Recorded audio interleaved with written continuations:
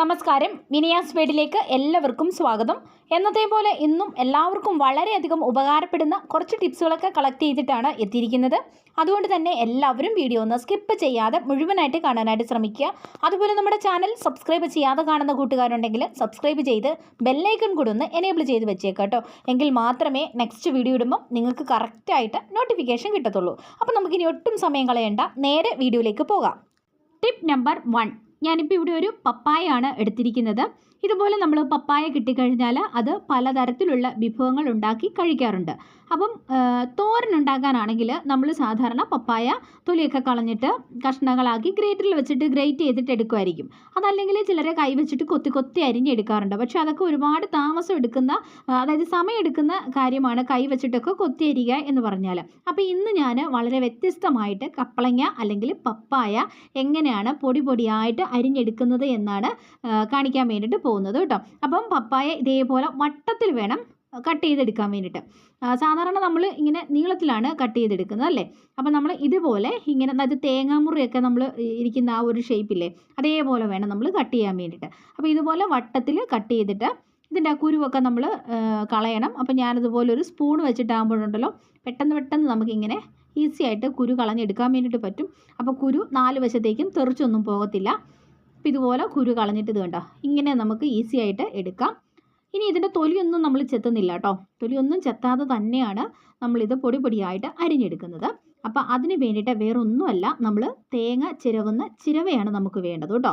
അപ്പോൾ ഇതുപോലെ ചിരവയിൽ വെച്ചിട്ട് നമ്മൾ ഈ തേങ്ങയൊക്കെ എങ്ങനെയാണോ ചിരകിയെടുക്കുന്നത് അതേപോലെ നമുക്ക് ഈസി ആയിട്ട് ചിരവിയെടുക്കാൻ വേണ്ടിയിട്ട് പറ്റും കേട്ടോ. അപ്പോൾ ഗ്രേറ്റർ ഒന്നും ഇല്ലാത്തവർക്കൊക്കെ ഈ ഒരു രീതിക്ക് പൊടി പൊടിയായിട്ട്, അതായത് നമ്മൾ കാബേജൊക്കെ അരിയുന്ന അതേ ഷേപ്പിൽ തന്നെ നമുക്ക് കിട്ടും. അപ്പോൾ ഇതുപോലെ നൈസായിട്ട് നമുക്കിങ്ങനെ ചിരകി എടുക്കാനായിട്ടാകും കേട്ടോ. ഈ ഒരു രീതിക്ക് നമ്മളിങ്ങനെ ചെയ്യുമ്പം കത്തിയുടെ ഒന്നും ആവശ്യമില്ല, നല്ല നൈസായിട്ട് തന്നെ പൊടി പൊടിയായിട്ട് കിട്ടുകയും ചെയ്യും കണ്ടോ.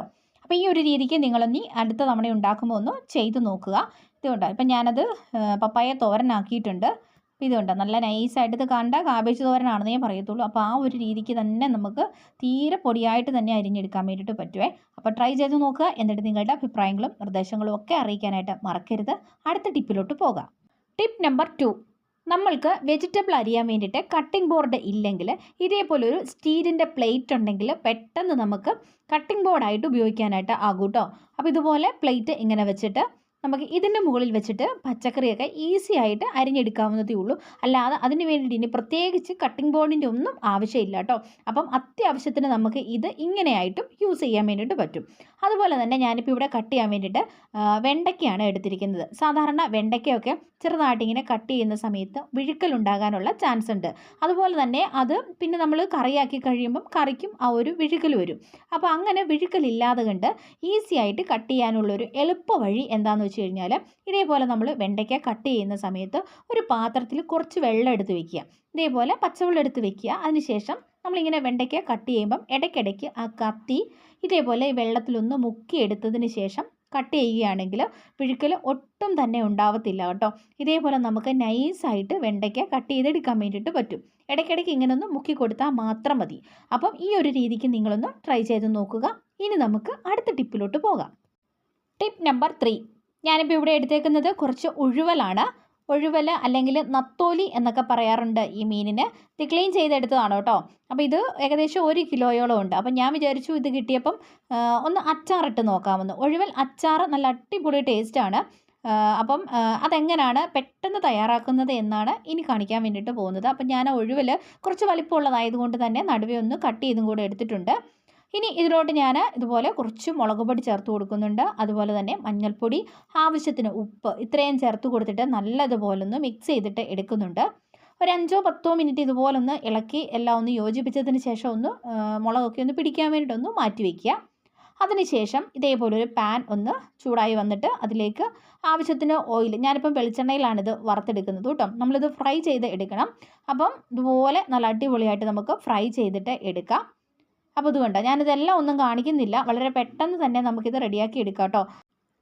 മുഴുവൻ മീനും ഇതേപോലെ നമുക്ക് ഫ്രൈ ചെയ്തിട്ട് എടുക്കണം. അതിനുശേഷം നമ്മളിതിലേക്ക് എടുത്തിരിക്കുന്നത് ഇഞ്ചി, വെളുത്തുള്ളി, ഇഞ്ചി ആണെങ്കിൽ നീളത്തിൽ അരിഞ്ഞെടുക്കണം, വെളുത്തുള്ളി നടുവേ ഒന്ന് കീറിയെടുത്താൽ മതി. അതുപോലെ ഒരു 6-7 പച്ചമുളക് ഇതേപോലെ വട്ടത്തിൽ അരിഞ്ഞ് എടുത്തിട്ടുണ്ട്. പിന്നെ ആവശ്യത്തിന് കറിവേപ്പിലയും കൂടി എടുത്തിട്ടുണ്ട്. ഇനി ഇതുപോലെ നമുക്ക് കുറച്ച് ഓയിൽ ഒഴിച്ചൊന്ന് ഓയിൽ ചൂടായി വരുന്ന ആ ഒരു സമയത്ത് ആവശ്യത്തിന് കടുക് ഇട്ട് കൊടുക്കാം. കടുക് പൊട്ടിക്കഴിയുമ്പം വെളുത്തുള്ളിയും ഇഞ്ചിയും കറിവേപ്പിലയും പച്ചമുളക് അരിഞ്ഞതും എല്ലാം കൂടെ ചേർത്ത് കൊടുത്ത് നല്ലതുപോലെ നമുക്കിതൊന്ന് വഴറ്റിയിട്ട് എടുക്കണം. അപ്പോൾ ഏകദേശം ഈ ഒരു രീതി ആകുമ്പോഴേക്കും നമുക്കിനി ഇതിലേക്ക് പൊടി ഐറ്റംസ് ഒക്കെ ചേർത്ത് കൊടുക്കാം കേട്ടോ.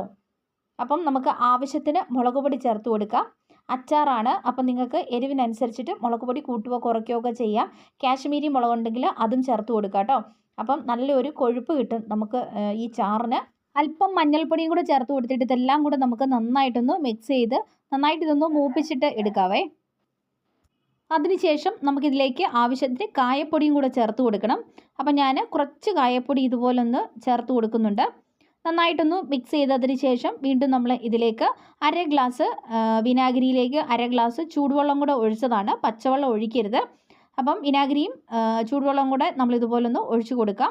എന്നിട്ട് നന്നായിട്ട് എല്ലാം കൂടെ നമുക്കൊന്ന് മിക്സ് ചെയ്തിട്ട് എടുക്കാം കേട്ടോ. അതുപോലെ തന്നെ പുളിക്ക് അനുസരിച്ചിട്ട് നിങ്ങൾ വിനാഗിരി ആവശ്യത്തിന് ചേർത്ത് കൊടുക്കുക. അതുപോലെ തന്നെ നമുക്ക് എത്രമാത്രം ചാറ് വേണോ അതിനനുസരിച്ചിട്ട് ചൂടുവെള്ളം വേണം ഒഴിച്ചു കൊടുക്കാൻ വേണ്ടിയിട്ട്. ഒരിക്കലും ഇതിലേക്ക് പച്ചവെള്ളം ഒഴിച്ചു കൊടുക്കരുത്. ആവശ്യത്തിന് ഉപ്പും ഒക്കെ ഉണ്ടോ എന്ന് നോക്കുക. നന്നായിട്ട് തിളച്ച് ഒന്ന് കുറുകി വരാൻ തുടങ്ങുമ്പം നമ്മൾ ഫ്രൈ ചെയ്ത് വെച്ചിരിക്കുന്ന മീൻ കഷ്ണങ്ങൾ ഇതിലേക്ക് ചേർത്ത് കൊടുക്കാം. അതിനുശേഷം നന്നായിട്ട് മിക്സ് ചെയ്യുക. സമയത്ത് ഉപ്പൊക്കെ വേണമെങ്കിൽ ചേർത്ത് കൊടുക്കണം, പുളി വേണമെങ്കിൽ ചേർത്ത് കൊടുക്കണം, വിനാഗിരിയും ചൂടുവെള്ളം കൂടെ ഒഴിച്ചു കൊടുക്കുക. അപ്പോൾ ഇത് നമ്മൾ ഫ്രൈ ചെയ്തത് ആയതുകൊണ്ട് തന്നെ ഈ ഒരു വെള്ളം കുറച്ചുകൂടെ ഒന്ന് വലിഞ്ഞിരിക്കും. അതായത് ഈ മീൻ കുറച്ചുകൂടെ വെള്ളം വറ്റിപ്പോകും. അപ്പോൾ അതിനനുസരിച്ചിട്ട് നിങ്ങൾക്ക് ചൂടുവെള്ളം ചേർത്ത് കൊടുത്താൽ മതി. അപ്പം ഇതേപോലെ നന്നായിട്ടൊന്ന് തിളച്ച് നന്നായിട്ടൊന്ന് വറ്റി വരുന്ന ആ ഒരു സമയത്ത് നമുക്ക് ഫ്ലെയിം ഓഫ് ചെയ്യാവുന്നതാണ്. അപ്പോൾ അങ്ങനെ രുചികരമായ രീതിയിൽ ഒഴുവൽ അച്ചാറിടാൻ വേണ്ടിയിട്ട് ഇങ്ങനെ സാധിക്കും. അപ്പോൾ ഈ ഒരു രീതിക്ക് നിങ്ങളൊന്ന് ട്രൈ ചെയ്ത് നോക്കട്ടെ. ഇത് ചോറിൻ്റെ കൂടെയും അതുപോലെ തന്നെ ചപ്പാത്തിയുടെ കൂട്ടത്തിലൊക്കെ കഴിക്കാനായിട്ട് നല്ല ടേസ്റ്റാണ്. അപ്പോൾ ഇതിൻ്റെ ചാറൊക്കെ കൂട്ടിയിട്ട് കഴിക്കാൻ സൂപ്പർ ടേസ്റ്റാണ്. അപ്പോൾ ഒരു തവണയെങ്കിലും നിങ്ങൾ ഇതുപോലെ ഒഴുവിൽ വെച്ചിട്ട് അച്ചാർ ഉണ്ടാക്കി നോക്കുക. എന്നിട്ട് നിങ്ങളുടെ അഭിപ്രായങ്ങളും നിർദ്ദേശങ്ങളും ഒക്കെ അറിയിക്കാനായിട്ട് മറക്കരുത്. ഇനി നമുക്ക് അടുത്ത ടിപ്പിലോട്ട് പോകാം. Tip number 4. ഇതേപോലെ പൊട്ടിപ്പോയ പഴയ സ്റ്റീൽ പാത്രങ്ങളൊക്കെ നമ്മുടെ വീട്ടിലുണ്ടെങ്കിൽ നമുക്കത് ഒട്ടിച്ചെടുക്കാൻ വേണ്ടിയിട്ടുള്ള ഒരു കിടിലൻ ടിപ്പാണ് ഇനി കാണിച്ചു തരാൻ വേണ്ടിയിട്ട് പോകുന്നത്. അപ്പോൾ ഈ പാത്രം ഒത്തിരി പഴയതായിരുന്നു.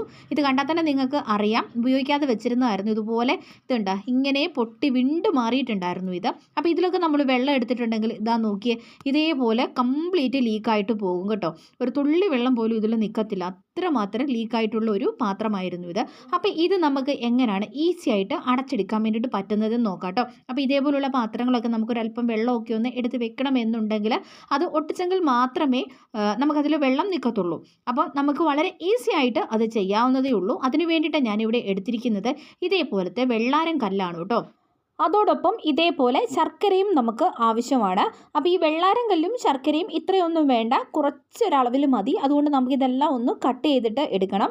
അപ്പോൾ ഇതുകൊണ്ടോ ഈ ഒരു രീതിക്ക് ഞാൻ ആ കല്ലൊക്കെ ഒന്ന് പൊട്ടിച്ചെടുത്തിട്ടുണ്ട്. അതുപോലെ ശർക്കരയും ചെറിയൊരു കഷ്ണമാണ് നമുക്ക് വേണ്ടത്. അപ്പം ഇത് രണ്ടും നമുക്കിനി നല്ലതുപോലെ ഒന്ന് പൊടിച്ചിട്ട് എടുക്കണം കേട്ടോ. അപ്പം അരകല്ലിൽ വെച്ചിട്ടാണ് ഞാനിത് പൊടിച്ച് എടുക്കുന്നത്.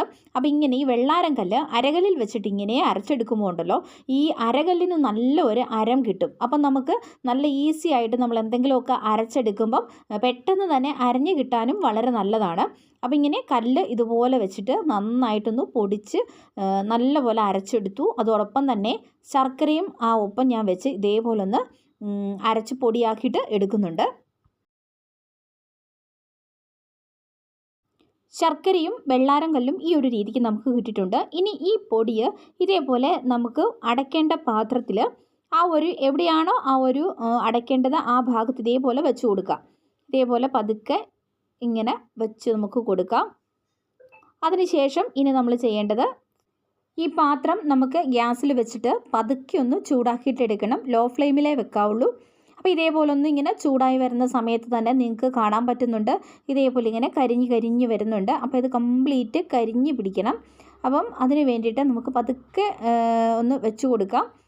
ഫ്ലെയിം കൂട്ടി വെക്കരുത്. അപ്പോൾ ഇതുകൊണ്ട് ഇതേപോലെ ഇങ്ങനെ നല്ലതുപോലെ കരിഞ്ഞ് അത് പാത്രവുമായിട്ട് നല്ലതുപോലെ നമുക്ക് ഒട്ടിക്കിട്ടും. ഇനി ഫ്ലെയിം ഓഫ് ചെയ്ത ശേഷം നമുക്കിത് പൂർണ്ണമായിട്ടും തണുക്കാൻ വേണ്ടിയിട്ടൊന്ന് മാറ്റി വയ്ക്കണം കേട്ടോ. അപ്പോൾ ഇത് കണ്ടോ, ഇതിപ്പം നല്ലതുപോലെ തണുത്ത് വന്നിട്ടുണ്ട്. ഇനി ഇത് നമ്മളിതുകൊണ്ട് കൈ കൊണ്ടൊക്കെ ഇങ്ങനെ ഒന്ന് തൂത്താലൊന്നും ഇത് പോകത്തൊന്നുമില്ല.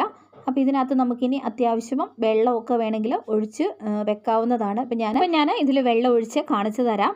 ഇതുണ്ട്, ഇതേപോലെ നമ്മൾ വെള്ളം ഒഴിച്ച് കൊടുത്തു. കണ്ടോ, ഒരു തുള്ളി പോലും വെള്ളം പുറത്തേക്ക് പോകുന്നില്ല. അപ്പോൾ ഈ ഒരു രീതിക്ക് നമുക്ക് ഇതേപോലെ പൊട്ടി നമുക്ക് ഉപയോഗിക്കാൻ പറ്റാത്ത രീതിയിൽ മാറ്റി വെച്ചിട്ടുണ്ടെങ്കിൽ അത്യാവശ്യ കാര്യങ്ങൾക്കൊക്കെ നമുക്ക് കുറച്ച് വെള്ളമൊക്കെ എടുക്കണമെന്നുണ്ടെങ്കിൽ ഈ ഒരു രീതിക്ക് ഒട്ടിച്ചതിന് ശേഷം നമുക്ക് ഉപയോഗിക്കാവുന്നതാണ്. അപ്പോൾ ഇന്നത്തെ ടിപ്സുകളൊക്കെ ഇത്രയേ ഉള്ളൂ. ഇത് നിങ്ങൾക്ക് വളരെയധികം ഉപകാരപ്പെട്ടെന്ന് കരുതുന്നു.